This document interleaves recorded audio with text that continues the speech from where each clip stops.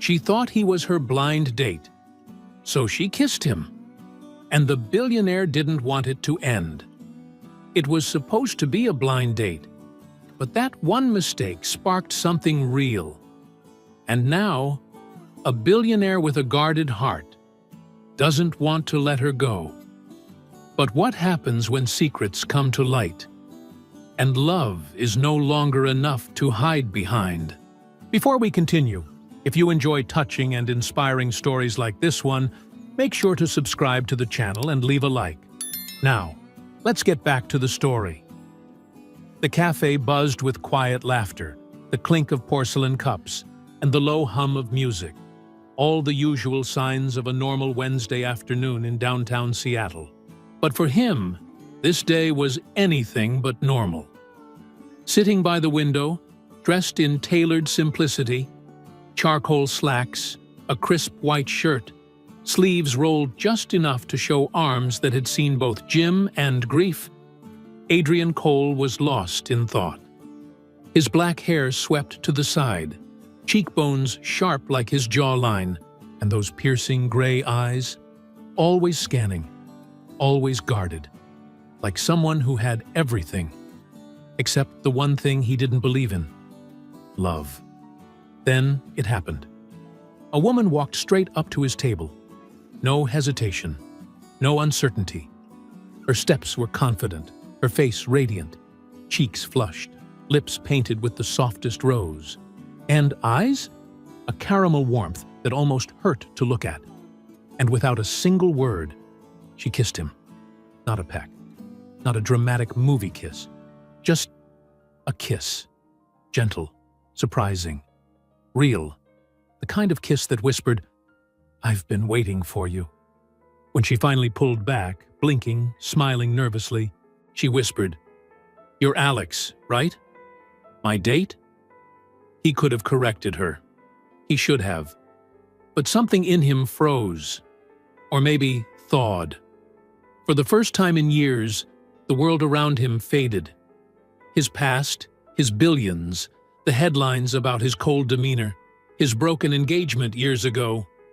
None of it mattered, because she kissed him, and he didn't want it to end.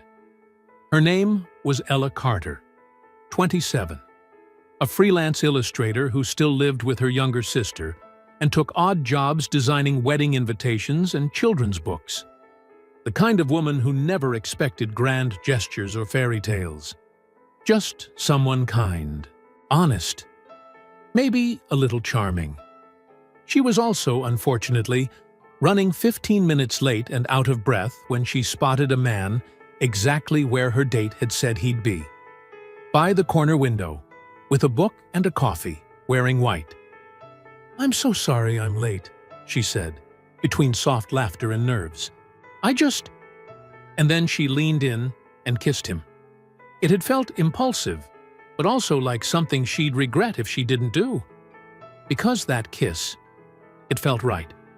But now she was sitting across from him, her smile slowly fading as confusion crept into her eyes. "You're not Alex, are you?" she whispered. She, color draining from her face. Adrian tilted his head, then finally smiled. The kind of slow, warm smile that made her heart stop and her stomach twist. "No," he said softly, "but I really hope you don't walk away." Ella covered her face, groaning. "Oh my God, I just kissed a total stranger. This is so embarrassing." "Hey," Adrian said gently, leaning forward. "I didn't stop you." She peeked through her fingers, eyes narrowing. "Yeah, why didn't you stop me?" He paused, then shrugged like the truth would be too heavy out loud. Because it was the first time in a long time that something didn't feel empty. Ella blinked. "What do you do?" she asked, trying to distract herself. "Consulting," he said quickly, which was technically true. If you considered being the CEO of one of the largest tech empires consulting. She raised an eyebrow. "That's vague." He grinned. "So is freelance illustration." Her jaw dropped. How did you? Your bag, he nodded, eyes scanning. Sketches. Looks like a children's book? Ella tilted her head. Okay, that's creepy or impressive. Haven't decided yet. They laughed, genuinely. But just then, she looked at her phone. A text from the real Alex. Sorry, stuck in traffic. Be there in 5. Oh no, she murmured, standing abruptly. I have to go. My actual date is almost here. Adrian stood too, feeling a tightness in his chest that made no sense for someone he just met. Wait, he said, almost too fast. Do you believe in second chances? Ella hesitated, then smiled. Only when the first one wasn't a total disaster. Their eyes locked, and then she was gone, brushing past tables, out the glass doors, disappearing back into the world. Adrian sat down, but something inside him wouldn't settle. Not because she left, but because she almost stayed. That night, Adrian stood alone in his penthouse, overlooking the skyline, floor-to-ceiling glass, hardwood floors, a home that felt more like a showroom than a life. But all he could see was her. The way she laughed, the warmth in her voice, the fact that she kissed a total stranger and then apologized like it was her fault. He pulled up a contact on his phone. Julian, private security. He hesitated, then typed, I need a name. Ella Carter, approx. 27, lives in Seattle, illustrator, find her. He stared at the message, then deleted it. Instead, he whispered to himself, if fate wants me to see her again, it'll happen. He didn't know that fate was already moving, because Ella? She couldn't stop thinking about him either. Not Alex, who turned out to be dull, glued to his phone, and late for every question she asked. No. Her mind kept going back to him.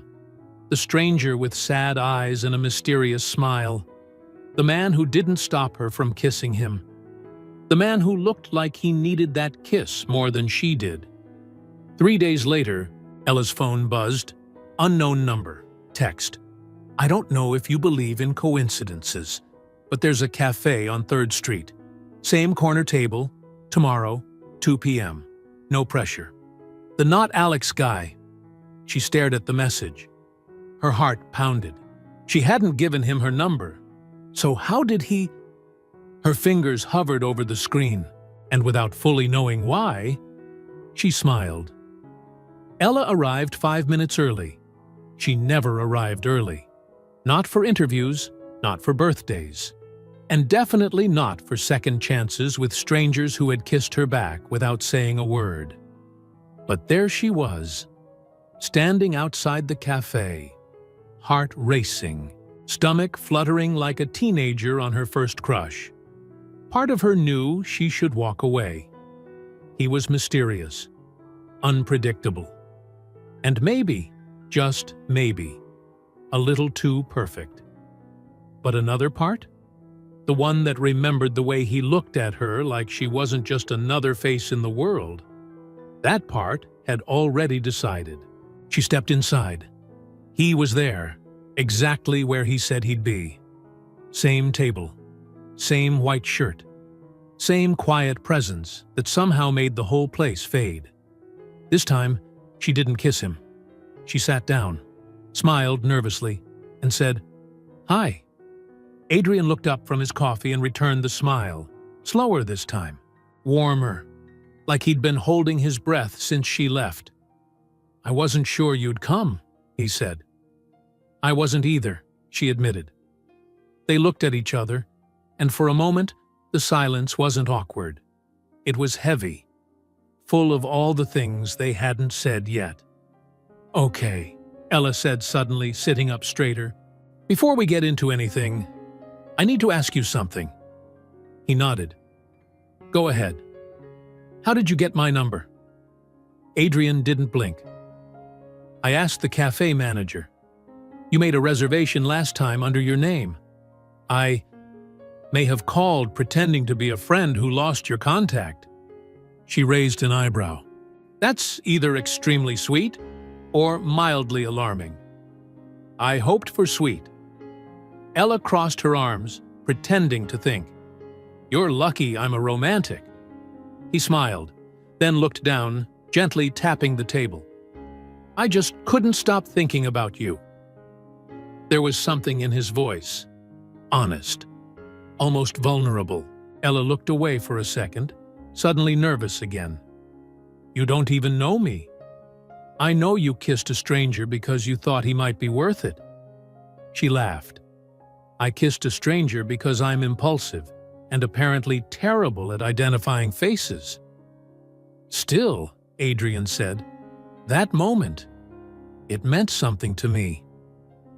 Ella felt her breath catch just a little. She hadn't expected this.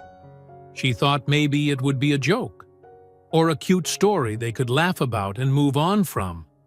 But the way he looked at her, like there was something behind her words he genuinely wanted to understand, it made everything feel heavier, more real.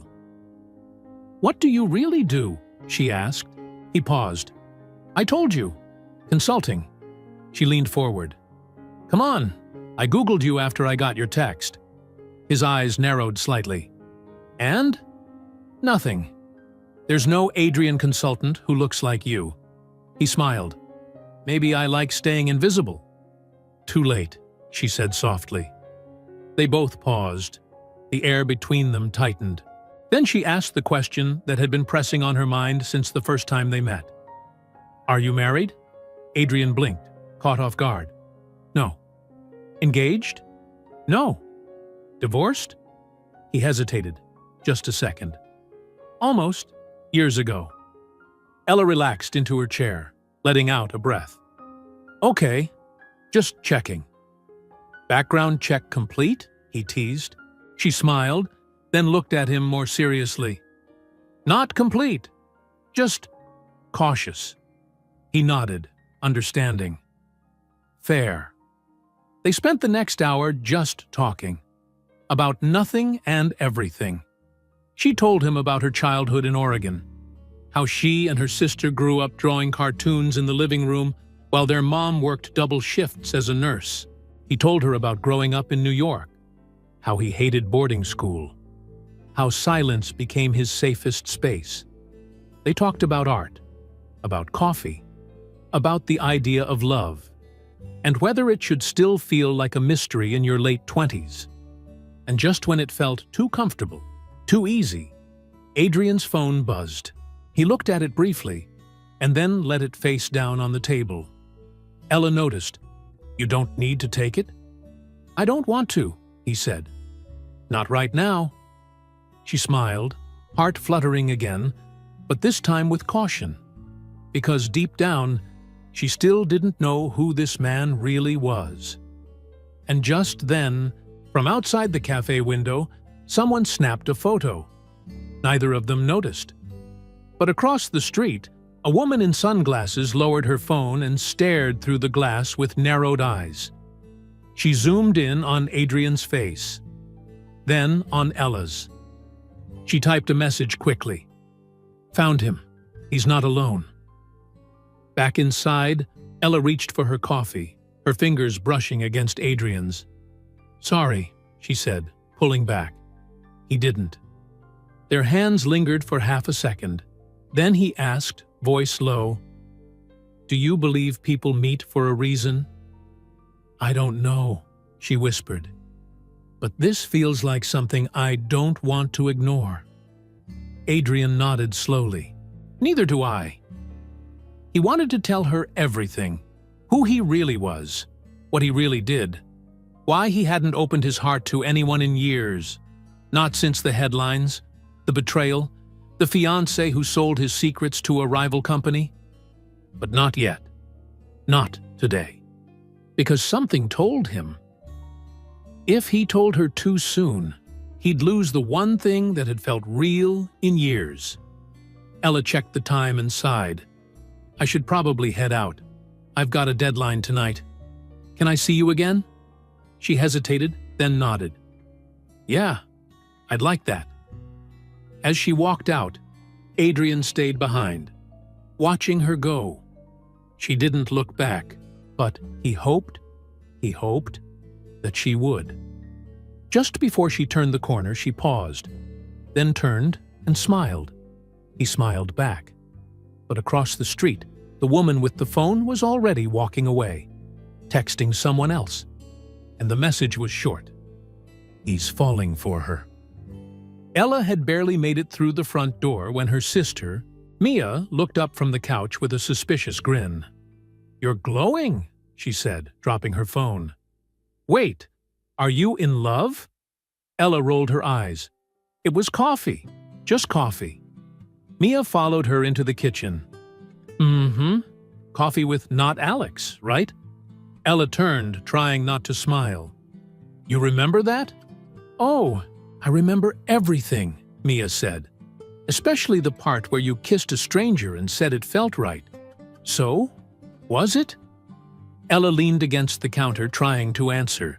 But the truth was, she didn't know. It wasn't just the kiss. It was the way Adrian listened, the way he didn't fill silences just to fill them. How he noticed things about her no one else ever did. Like the way she touched the corner of her thumb when she was nervous. Or how she never finished her coffee when she was deep in thought. But something about him still felt out of reach. "He's nice," she said. "Different?" Mia raised an eyebrow. "Different how? Like normal different, or this guy might be in witness protection different?" Ella laughed, but deep down, a strange feeling lingered. She thought back to his vague answers, his phone buzzing, the flash of something distant in his eyes whenever the conversation drifted toward the past. "He's just private," she said. "Or hiding something," Mia added, already digging into a bag of chips. Ella didn't respond, but the question stayed with her all night. The next morning, in an office far above the skyline, Adrian stared out the window. His phone was on speaker. "Julian," he said, voice flat, "why do I have a photo of myself with Ella sent to my private inbox?" His head of security cleared his throat. "We were followed, sir. 3 days ago. Someone's watching you again." Adrian closed his eyes. "Who?" "We're still tracing it. Female, mid-30s, unidentified. Could be corporate or personal." There was silence. Then Adrian said, "Make sure Ella's safe. She can't get pulled into this." "You want me to assign her a shadow?" "No. She can't know." Julian hesitated. "If she's with you, she's already a target." Adrian's voice turned ice cold. "I won't let anything happen to her. Just keep your eyes open." After the call ended, he stayed still for a long time. He had spent years building walls. Now he was afraid of what might happen if someone slipped through them. That night, Ella got another text from him. "Dinner this time? I owe you more than coffee. Tomorrow, I'll cook." She stared at the message, her heart skipping a beat. "He cooks?" she replied. "You're not trying to impress me with your secret billionaire chef skills, are you?" He answered almost instantly. "I don't need to be a billionaire to impress you." She stared at the message for a moment, then frowned. He didn't deny it. The next evening, she arrived at his apartment, and the moment the elevator doors opened, her breath caught. It wasn't just an apartment. It was a penthouse, glass walls, open space, modern art on every wall. Everything was minimalist, elegant, expensive, way too expensive for a consultant. He opened the door with a soft smile and an apron. "Okay," she said as she stepped inside. "You have a view of half the city and a kitchen nicer than most five-star restaurants. You are not a consultant." Adrian turned back toward the stove. "I said I consult. I never said on what." She laughed, but the tension was back. Are you going to tell me the truth someday? He paused, then handed her a glass of wine. Let's see if you still want to know me after dinner.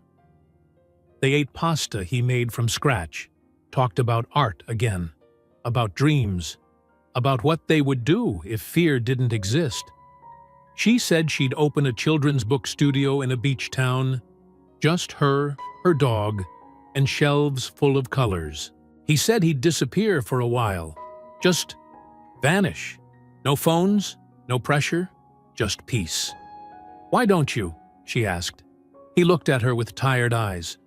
Because the world won't let me. After dinner, they sat on the couch, quiet again. Not awkward, just close. His hand found hers slowly. She didn't pull away. Can I ask you something? She said, voice barely above a whisper. Anything. Have you ever been in love? He didn't answer right away. Then, once, a long time ago. What happened? He looked at her, and something in his eyes cracked. Just a little.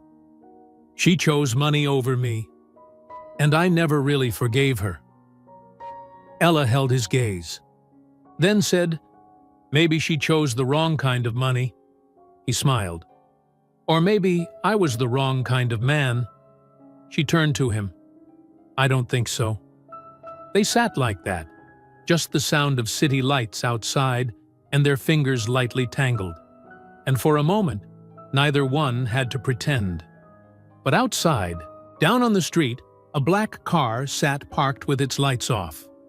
Inside, the same woman from the cafe stared at a photo of Adrian and Ella from dinner. Zoomed in. Cropped. She sent it to a number labeled C. Ramsey. With just one message. You were right. He's hiding something. And she's the key. Ella hadn't been able to sleep. Even after she got home from Adrian's penthouse, after the pasta, the laughter, the subtle touches that felt like confessions, her mind wouldn't rest. It wasn't the kiss they shared just before she left, though that kiss had stayed with her like a warm ache on her lips. It was everything else. The way he dodged her questions, the way his life didn't match his words. She wasn't looking for a perfect man, but she needed a real one. And Adrian. Sometimes he felt like a dream trying too hard not to wake up. That morning, she sat at the kitchen table sipping lukewarm coffee, while Mia scrolled on her phone across from her. You okay? Mia asked. Ella didn't answer right away. Then she said, have you ever met someone who feels too good to be true? Mia looked up. Why? What did he do now? Nothing, Ella whispered. That's the problem. Mia tilted her head. Elle, you don't trust people easily. You never have. But if this guy's a lie, you'd feel it. I do feel it, she said softly. And I don't know if that's the good kind or the bad kind. Meanwhile, across town, Adrian sat at his massive desk in an office lined with glass. But he wasn't working. His laptop was open, emails blinking, but all he could see was her face. Ella, smiling over dinner. Ella, trusting him without knowing the half of it. And Ella, who would probably walk away the second she knew the truth.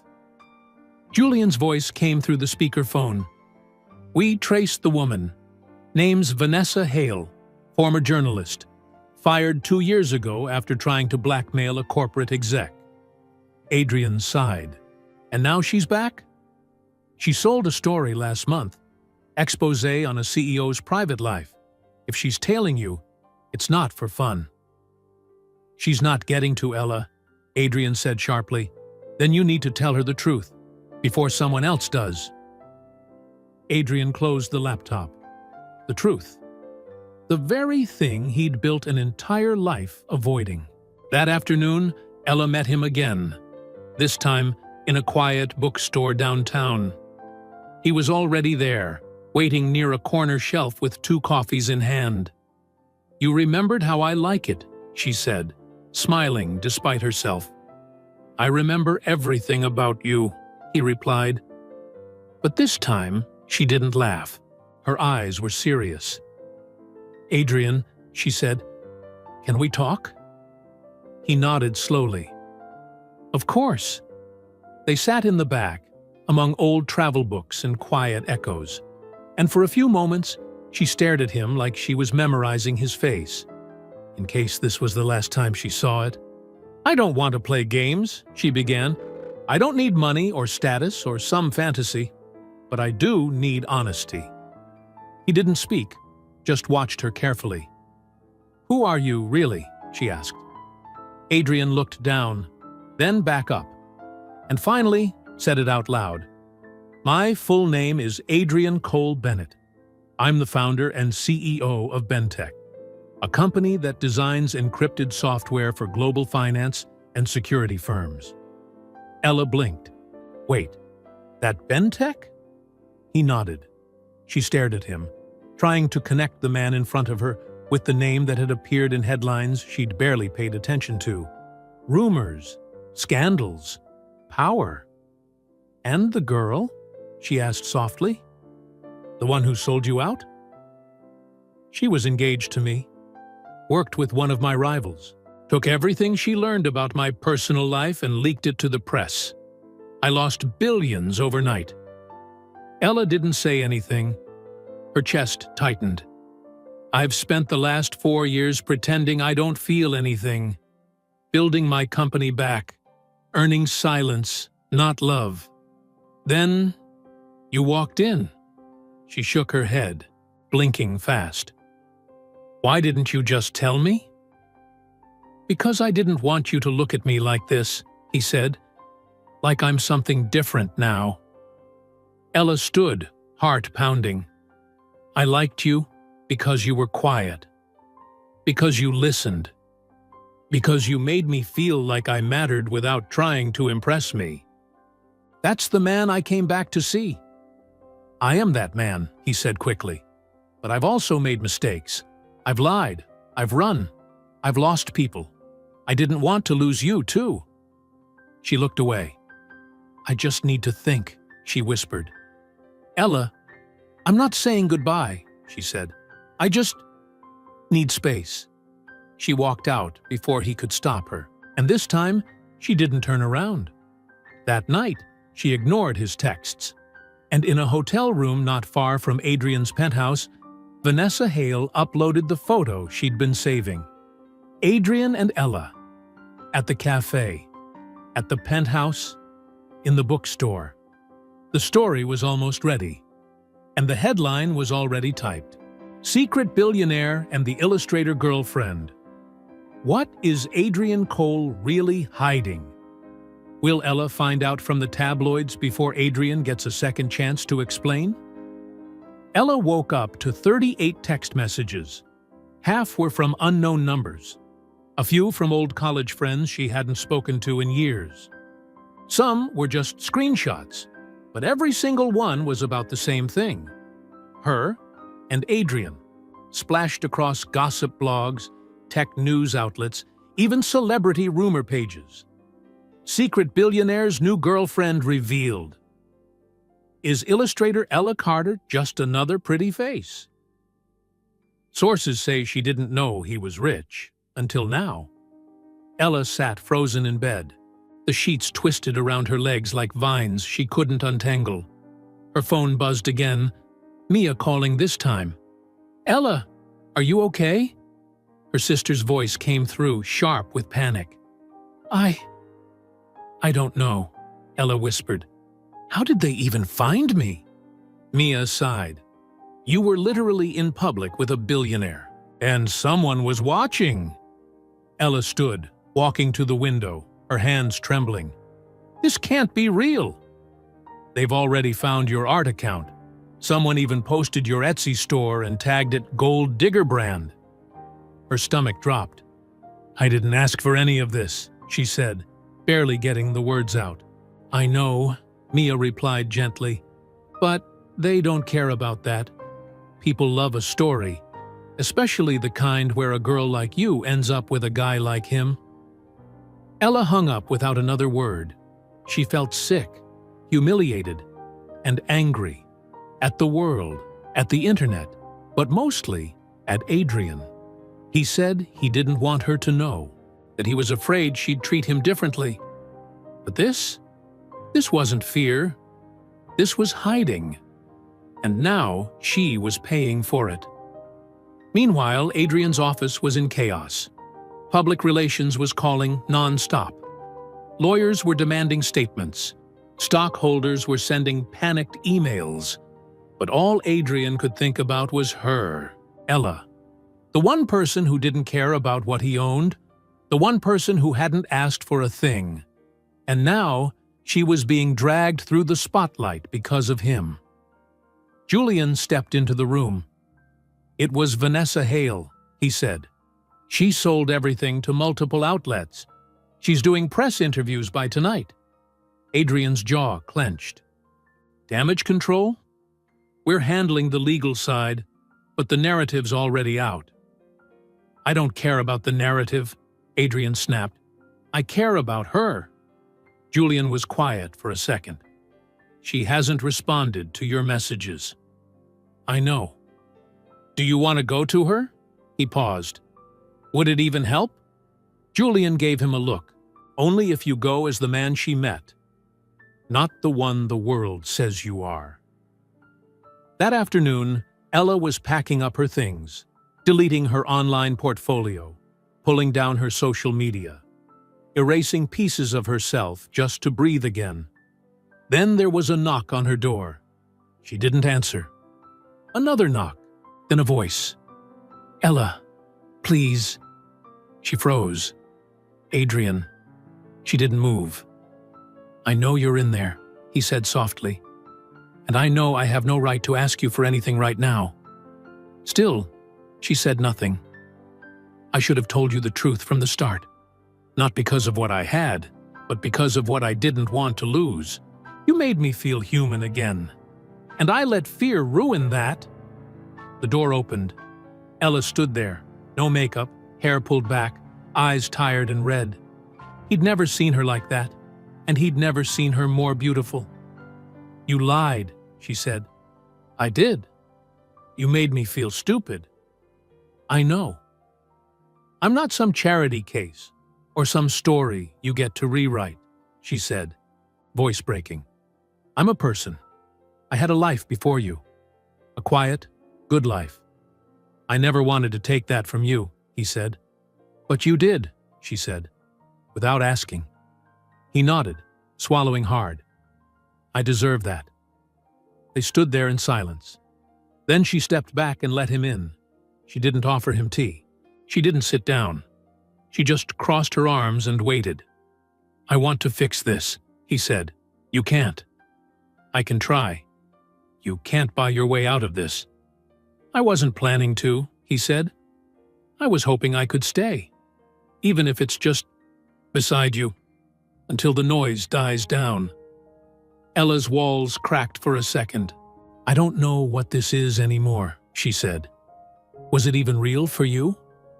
He stepped closer, gently. That kiss? That coffee?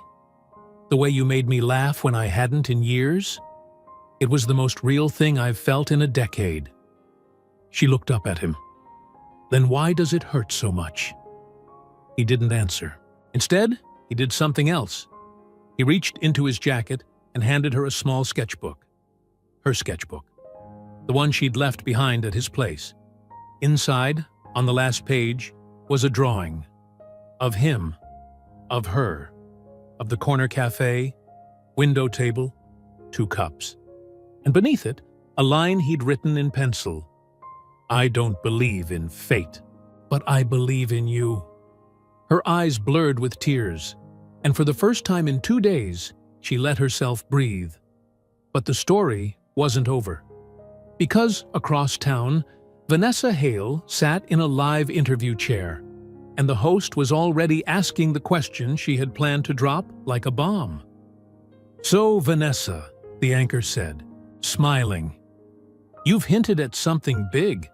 You said Adrian Cole's new girlfriend isn't who people think she is either? Vanessa grinned.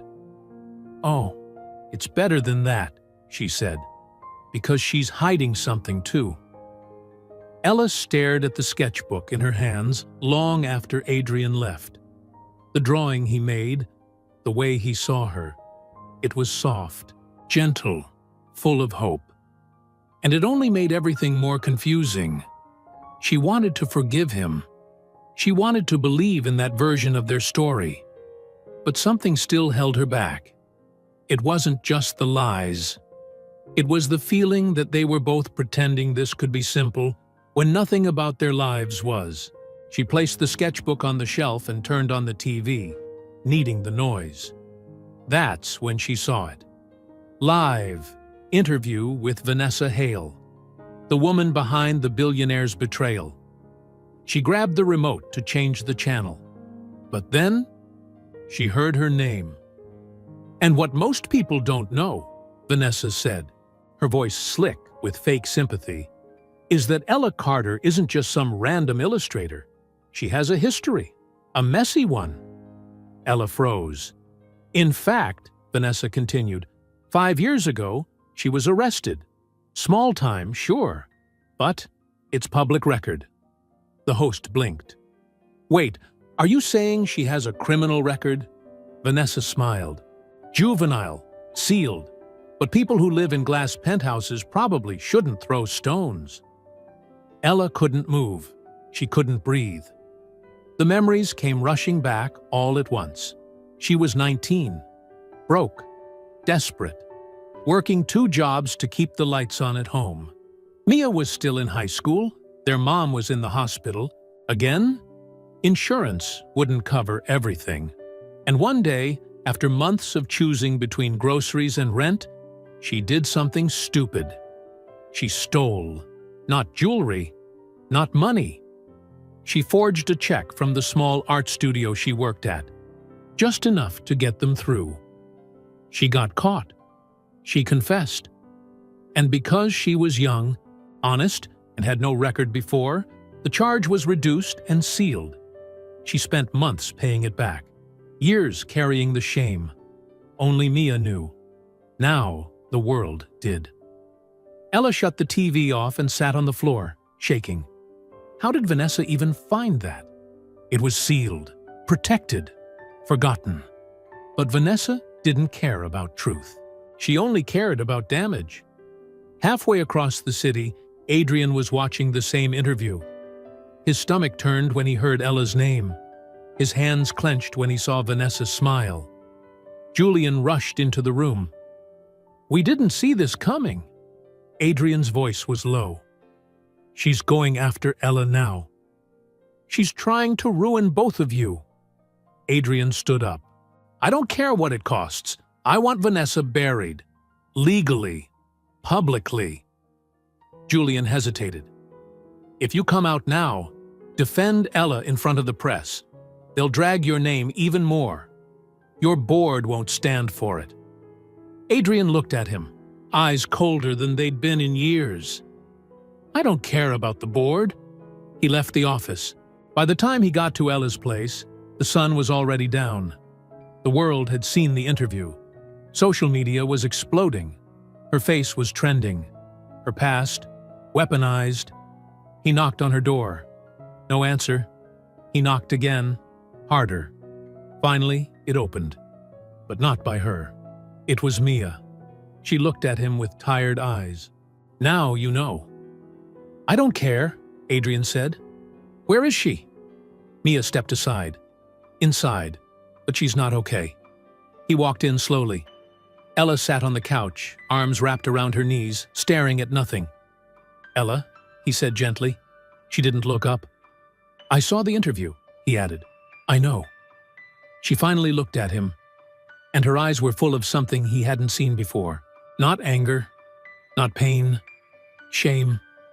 "You shouldn't be here," she whispered. "I should be exactly here." "I'm not who you think I am." He kneeled in front of her. "Then tell me." So she did.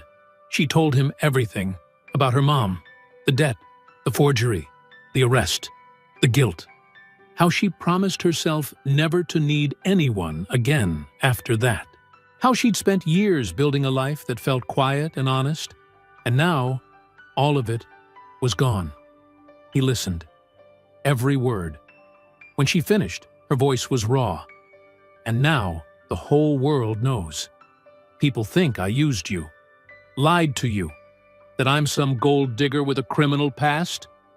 You didn't use me, Adrian said. You saved me. She looked at him, disbelieving. You think you're broken? He said. You made a mistake to protect your family. You paid for it. You moved on. He held her hand gently. I built a fortune, hiding from pain. You built your life surviving it. That's not weakness, Ella. That's strength. Tears filled her eyes. And I don't care what the world says. I care what you say. Ella looked down, her voice barely there. I want to believe you. Then believe me, he whispered. Let's stop running. He pulled out his phone and handed it to her. Read it. It was a press release, not from his team, from him, in his own words, defending her, telling the world what kind of woman she truly was. Not perfect, real, not rich, brave. The kind of woman who didn't need forgiveness from the internet because she had already earned it from herself. Ella stared at the screen, stunned. You'd do this? For me?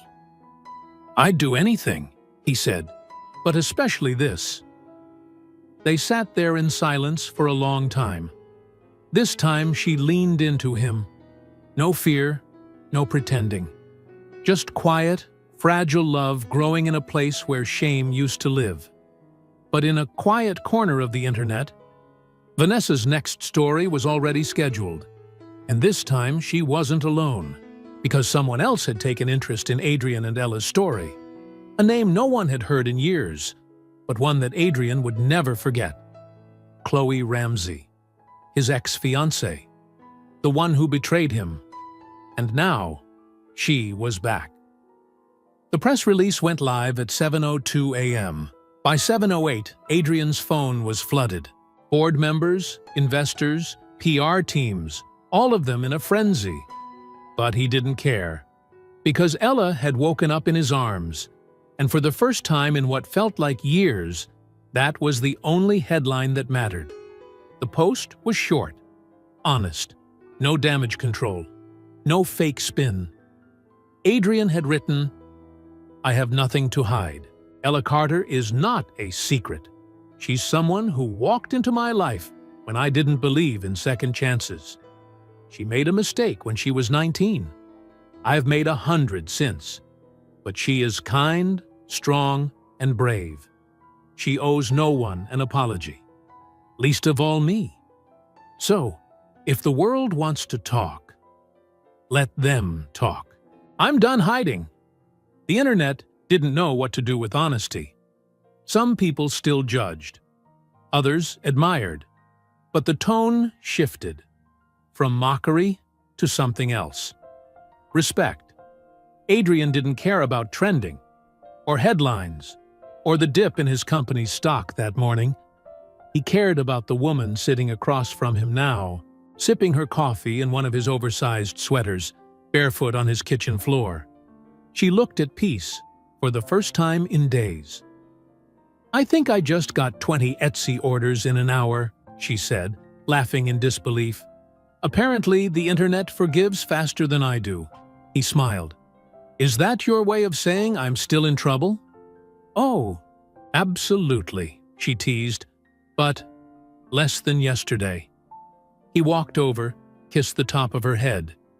They didn't need to define what they were. They already knew. But peace is a fragile thing, and it didn't last long. Later that afternoon, Adrian's assistant stormed into his office with wide eyes. She's here, she said. Who? The name came out like ice. Chloe Ramsey. Adrian's jaw tensed. Ella, sitting across the room sketching in silence, looked up. She said she wants 5 minutes to explain. Adrian hesitated. Ella stood. Take it. You don't have to leave. I know, she said. But I want you to face it, finally. He gave her a look, grateful, nervous, unsure. Then Chloe walked in, still poised, still beautiful, but thinner, older. Her smile was hollow, and her confidence carried the weight of guilt. She sat down without asking. "You've looked better," Adrian said quietly. "So have you," she replied. "But you're still rich, so who really wins, right?" He didn't flinch. "Say what you came to say." Chloe sighed. "I didn't come to destroy your life again, if that's what you're thinking. Vanessa came to me, offered me a cut to help her write a follow-up story. You agreed?" "I said no," Chloe said, surprising him. "Turns out, betrayal doesn't pay twice." He raised an eyebrow. "So, what do you want?" "To apologize," she said, voice flat. "I don't expect forgiveness. I just wanted you to know I wasn't trying to ruin you. Back then, I was scared. You were building an empire. I felt like a placeholder." "That's not an excuse." "I know," she said, eyes glistening. "And I've paid for it every day since. Trust me." He looked at her for a long moment, and then, to her shock, said, "I forgive you." Chloe blinked. "Not for you," he added. "For me." She nodded slowly, tears slipping down her cheeks. Then she left. And when she was gone, Ella walked back in. She didn't ask what was said. She didn't need to. Instead, she held out a small notebook to him. "What's this?" he asked. "A pitch," she said, "for a new book." He opened it. Inside, sketches. Of a man in a white shirt by a cafe window.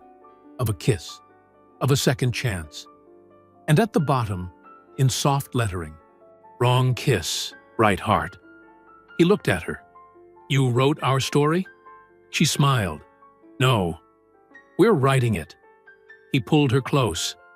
And for the first time since the day she kissed a stranger, there was nothing left to hide. Not money, not pasts, not pain. Just two people who found each other. Not by accident, but by choice. Love exposed, and still worth choosing. The end. What do you believe? Is love something that finds us by fate? Or do we have to choose it, even when it's messy? Let's talk about it in the comments. See you there.